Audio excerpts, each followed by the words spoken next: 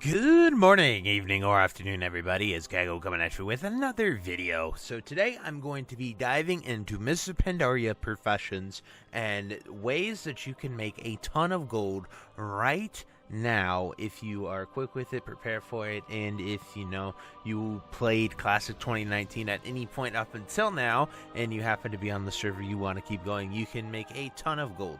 So me personally, I played up until Wrath, and then I quit for Kata, and now I'm back here prepping for MoP. The only thing I did was level one of these characters. However, I am now leveling every character to at least 80. I might go to 85 with them, and there's a very good reason for that. So we'll go to this 81 character here real quick just to give you the breakdown, and this is essentially going to be profession based. So the reason you want to get to level 80 at least is because that is what is required to max out your Mists of Pandaria professions, so you can get to 600 with your professions and be a Zen master. I will show you that on the beta at a later time, but the main reason you want to start doing this right now is because Joyous Journeys is up, so that's 50% leveling faster on top of all the heirlooms you have, so it is even easier to level from whatever level you want to at least 80. You can go 85 if you plan on playing them in Mists of Pandaria, as well as some professions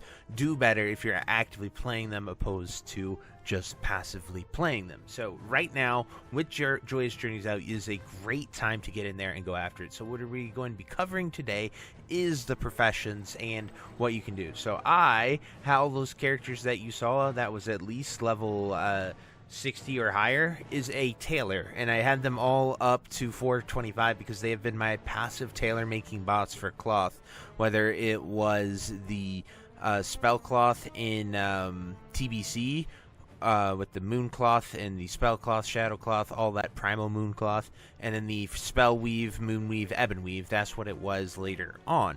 So there is a new cloth in Pandaria that you will be going after, and we will show you that when we hop over to the beta in just a moment. But the best two professions to do this for are going to be tailoring and inscription, and I will show you exactly why in just a moment. There are other options like alchemy and blacksmithing, but they are a little harder. Alchemy is pure RNG, and blacksmithing actually requires you to play the character, but can also be very, very profitable. So those are the four I would pick. I'm primarily going with tailoring and inscription on my characters, so I will make sure that they are all leveled to 500, 525, whatever it is. So I'm going to hop over to the beta and really dive into these professions for you and show you exactly what you need to know, so I'll see you then. Alrighty, so we are here at the tailoring trainer on the beta, so it can actually be any tailoring trainer in your capital city. You don't actually have to go to MoP for this. And so Zen Master Tailor, as you can see, you need at least 500 tailoring, and you need to be at least level 80. So the things that we are going to be looking at is getting your tailoring to that, to learn that, and then the item that we are going to be focusing so hard on is called Imperial Silk. So this is a delicate cloth that can only be created once a day. So these are daily cooldown recipes that will make you a ton of gold because of that daily recipe, and these are used in every big recipe, every in-game crafting recipe. Anything that you could possibly really desire is used for Imperial Silk, and to make it is really simple, and it's 8 bolts of wind wool cloth. So you actually learn that at 500, so you can actually stop at 500 for tailoring specifically, and you can get your 25 levels by just making the bolts of wind wool cloth if you so choose to. That is completely up to you. It's not too expensive to go to 525 with Cataclysm mats as well. The only catch with the Imperial Silk and tailoring is it requires you to go to the Valley of Four Winds, and you have to go to the pretty much right here in the middle in the Silk Fields, which is right around here.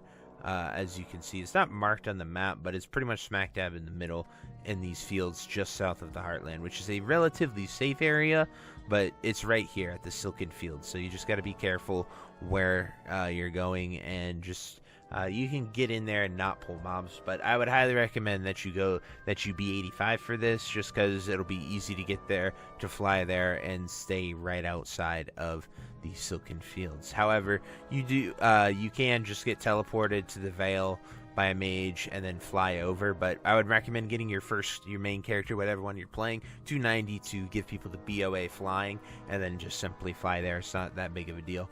So that is what I would recommend for tailoring. Now let's head over to Inscription, because Inscription is a little more interesting, and it is something that you can do the moment the patch launches. Tailoring will take a little bit of work to sort of level it up and get it to that location, but it's not too hard to do. But I'm going to be getting mine to 85 just in case I ever want to play the characters as well.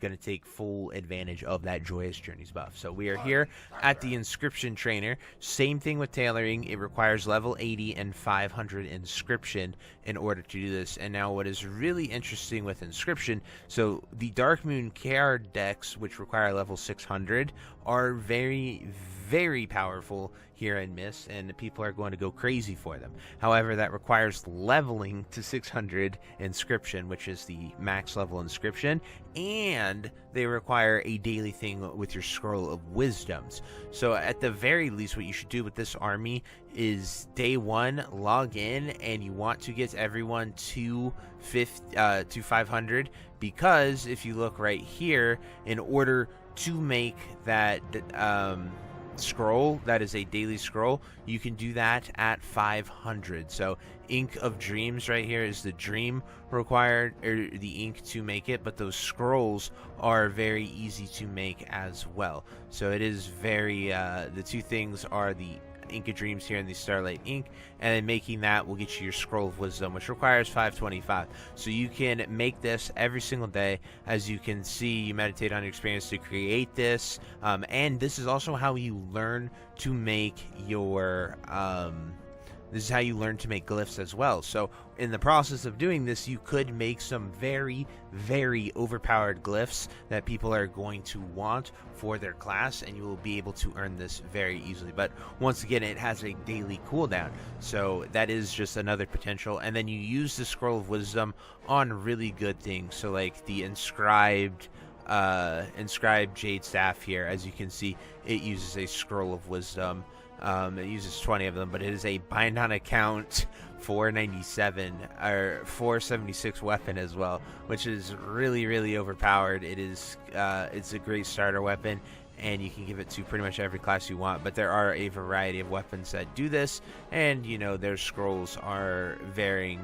That's essentially how many days it takes is a scroll. So the two-handed ones are 20 scrolls of wisdom, and the like offhands and stuff are 5. But that is just an example of stuff that you can make. You can also make these shoulder enchants too, since you upgraded it, but these will be able to be sold for quite a lot because it's not too hard to make. So it's just ink and being that max leveled. So it's just really important that you guys are aware of this. Like I said, alchemy has stuff, but alchemy is pure RNG in MoP. So you literally just level to 525, and it is a pure roll of the dice on what you will get. And there is a unique transmutation that is used in alchemy that is used for blacksmithing belt buckles and a few other things. But like I said, it's a very RNG based, and the most consistent gold you are going to be making is by going tailoring and inscription. And you do have to, I did test going to the Silken Fields in order to make that. It does require that.